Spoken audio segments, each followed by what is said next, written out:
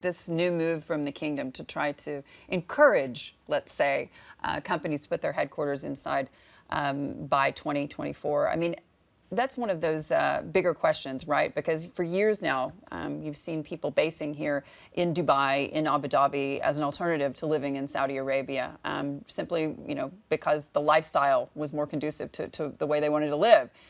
Do you think that it's possible that we're going to actually see a major shift from Dubai and Abu Dhabi as a result of this move in terms of HQs opening up? Well, I think, first of all, we need to think about the motivation for Saudi Arabia to be talking in these terms. And I think it's born out of frustration that while it provides the lion's share of business in the region, it has approximately 5% of headquarters of international companies.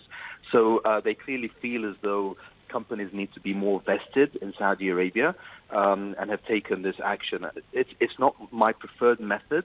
I think that there are other ways to think about incentivizing and encouraging companies to move.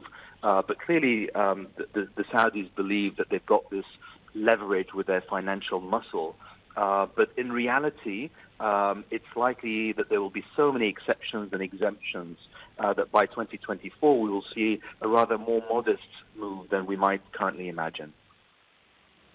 I totally get that on the part of the Saudis. I really do, because for years now I've been going to Saudi Arabia and participating in business conferences where I ask big people like Larry Fink and others, at what point are you going to put your money where your mouth is in terms of investing directly in the Kingdom of Saudi Arabia? But at the end of the day, the Saudis have to play ball here too, right? Because at the end of the day, when I go to Riyadh, which one used to do on a regular basis, you drive by that financial center and for years it's unfinished.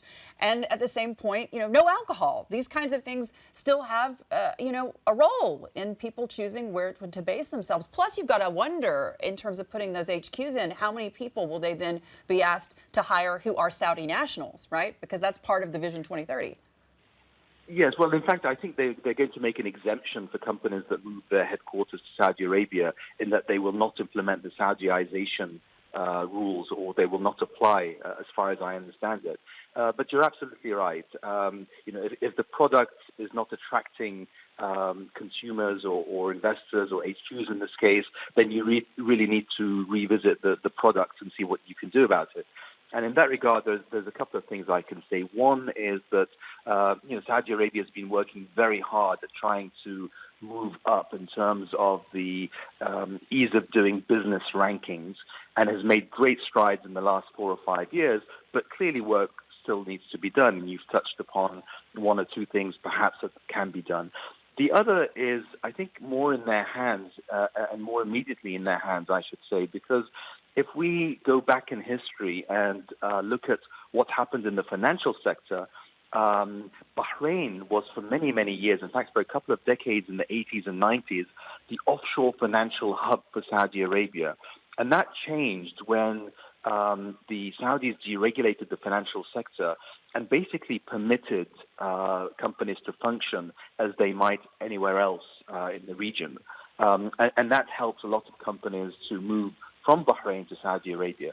So I think sometimes you have to look at regulation, deregulation rather, liberalization, and look at how you can make the environment more conducive rather than issuing what some have interpreted to be ultimatums to companies.